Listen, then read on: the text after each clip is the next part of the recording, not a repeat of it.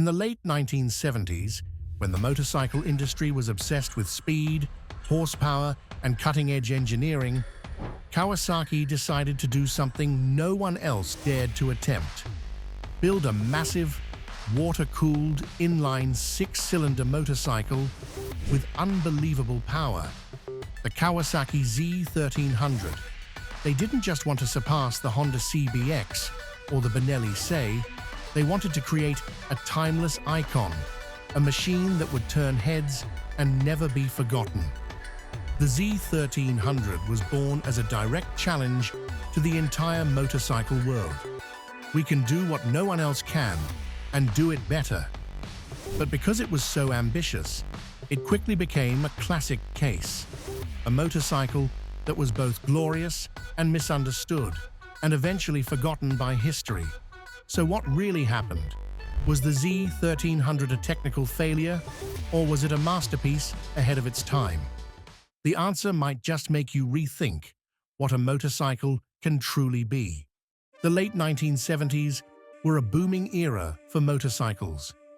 Japanese manufacturers were in fierce competition, pushing the limits of power, innovation, and bold design.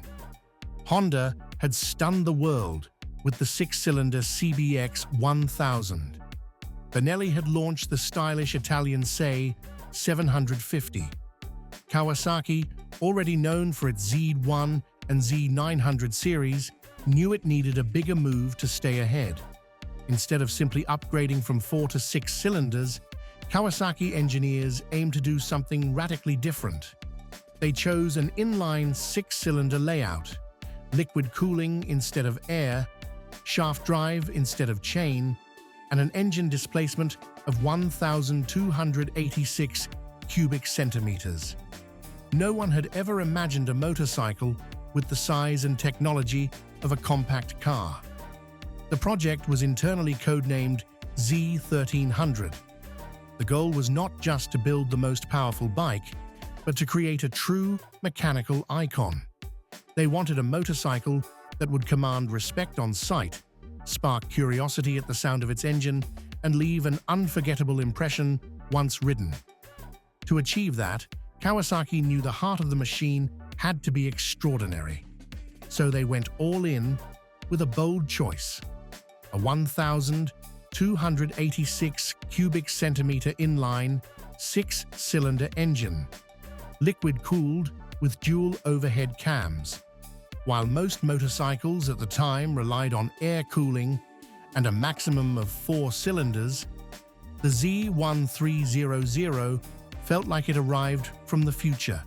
With 120 horsepower and 85 pound-feet of torque, it delivered acceleration as smooth as a car engine, yet retained the sharp responsiveness of a motorcycle.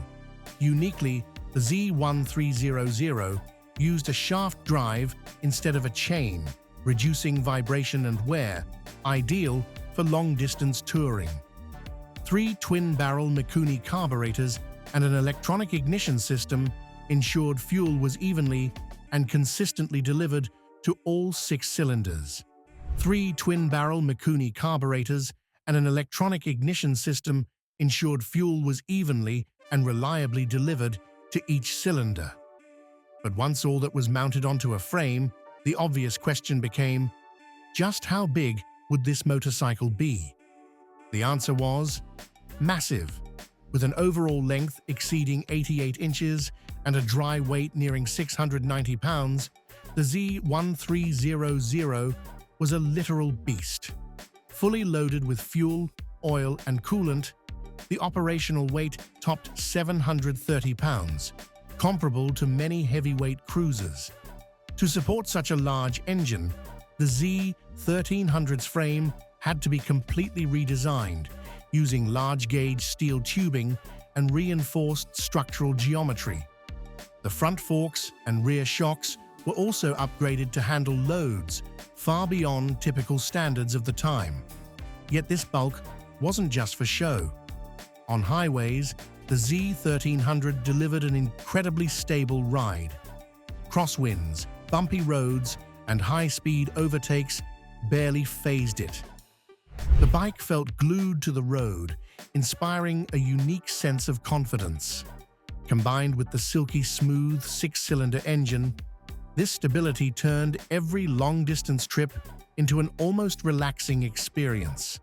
Even at high speeds, the steering remained light, the feedback consistent, and crosswinds or rough pavement had little effect. The engine's tone was deep, steady, and continuous, leading many to compare the Z1300 to a two-wheeled limousine. It didn't rush to accelerate, but pushed the rider forward with a wave of torque that was both powerful and refined. At low revs, it was nearly silent, while at higher RPMs, the sound became commanding without introducing vibration. In urban environments, however, its sheer mass and size became a challenge. U-turns, balancing at stops, or weaving through dense traffic required skill and physical effort. This is why the Z1300 shined best on open roads, where it could display its smoothness and enduring strength. To broaden the appeal of the Z1300, Kawasaki quickly introduced several different versions throughout the bike's production run. Each variant brought not only changes in features, but reflected Kawasaki's strategy to adapt the machine for specific markets and rider preferences. The Z1300A was the original 1979 model, featuring a minimalist design, a single-piece seat, wide handlebars, and Mikuni carburetors. It was the purest representation of Kawasaki's technical vision: powerful, smooth, and uncompromising. In the early 1980s, Kawasaki released the Z1300B touring model specifically for the North American and European markets. This version featured a large windshield, integrated square headlight fairing, hard saddlebags, and a wide dual seat, perfect for multi-day highway trips. Most notable was the ZG1300DFI, digital fuel injection, launched in 1984. It was one of the first production motorcycles to feature electronic fuel injection. This technology not only improved fuel economy, but also smoothed out power delivery across all RPM ranges. Kawasaki continued to refine the bike's electrical system, braking, suspension, and gear ratios to make the Z1300 more practical. But despite these upgrades, one major issue remained unresolved: its notorious thirst for fuel. Despite improvements in technology and the addition of electronic fuel injection, the Z1300 remained infamous for its fuel-thirsty nature. This became a major concern, especially during the energy crises of the late 1970s and early 1980s. With a 1,286 cubic centimeter engine, 6 cylinders constantly firing, and a heavy chassis to move, the average fuel consumption of the Z1300 ranged from 25 to 35 miles per gallon, roughly 9 to 13 liters per 100 kilometers, depending on riding conditions. In city traffic, or with heavy loads, the numbers could be even worse. Kawasaki attempted to address this with the DFI model, but real-world results were only modestly better. With a fuel tank capacity of about 6.3 gallons, the bike could typically travel 140 to 180 miles before needing a refill. Not particularly impressive for a touring-class machine.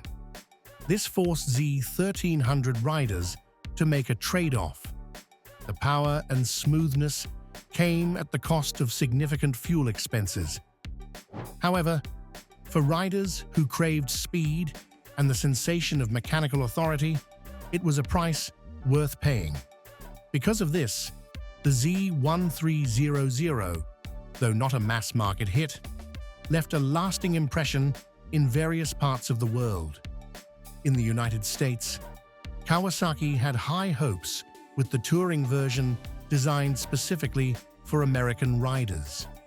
But tightening EPA emissions regulations, combined with concerns over fuel consumption and maintenance, kept sales lower than expected.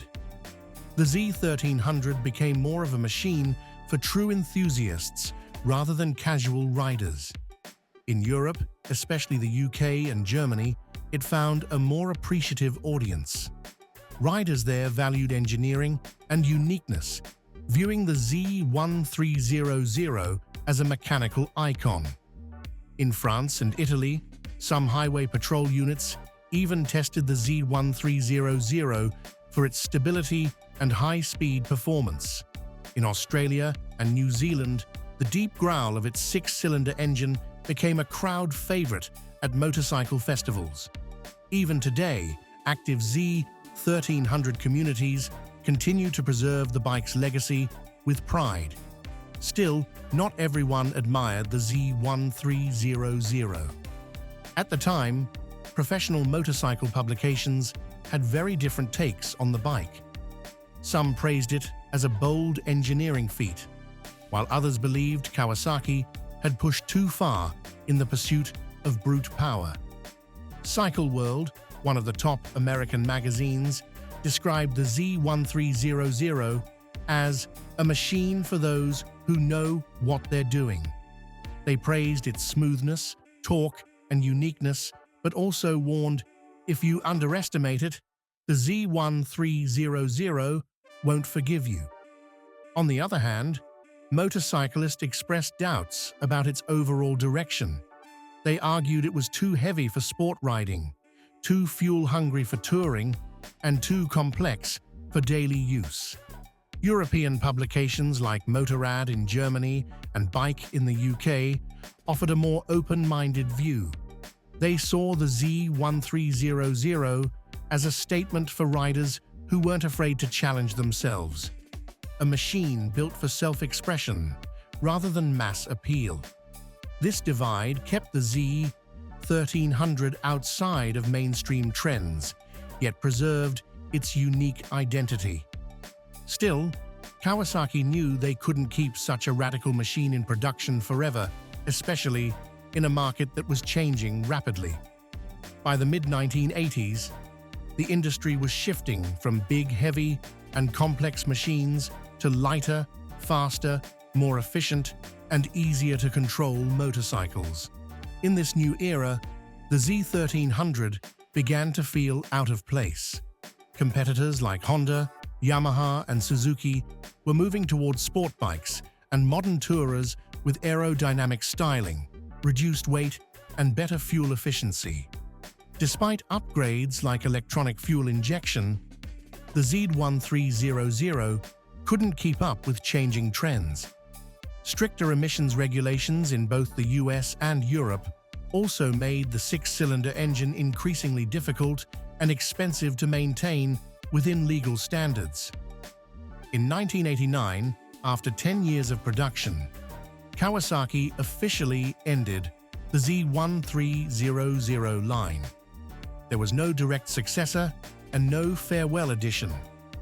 The Z1300 faded away quietly just as it had entered the market, following no template and refusing to chase the crowd. But that doesn't mean it was forgotten. In fact, it left behind a remarkable technical legacy that few recognized at the time. It was among the first motorcycles to combine three revolutionary features: an inline six-cylinder engine, liquid cooling, and electronic fuel injection. These technologies later formed the backbone of premium touring and sport touring bikes throughout the 1990s and 2000s. Beyond the mechanics, the Z1300 inspired a generation of Kawasaki engineers. The same minds who would later produce machines like the Concours 14, the Ninja ZX14R, and the H2. The philosophy of doing what others won't had its roots in the Z1300 project. In the custom motorcycle world, this six-cylinder engine is still cherished not just for its power, but for its unique sound and structure. The Z1300 remains a foundation for countless wild builds filled with personality. But beyond the world of custom bikes lies another community, one that chooses to preserve the Z1300 in its original form, honoring it as an irreplaceable piece of mechanical heritage. In countries like Germany, the UK, Australia, and Japan, Z1300 enthusiast groups remain active. They not only restore the bikes, but also preserve valuable technical knowledge, repair methods, and hard-to-find parts. Some clubs have even reproduced discontinued components to serve the global collector base. The Z1300's value as a collector's item continues to rise. Well-preserved running examples, especially the fuel-injected DFI models, often sell for $10,000 to $20,000. High-quality customs or historically significant bikes can fetch much more. Today, the Z1300 is no longer the controversial machine it once was. It stands as living proof of an era when manufacturers were willing to take bold risks, a spirit that many believe is fading from the modern motorcycle industry. The Kawasaki Z1300 was never meant for the masses, and maybe that was the point.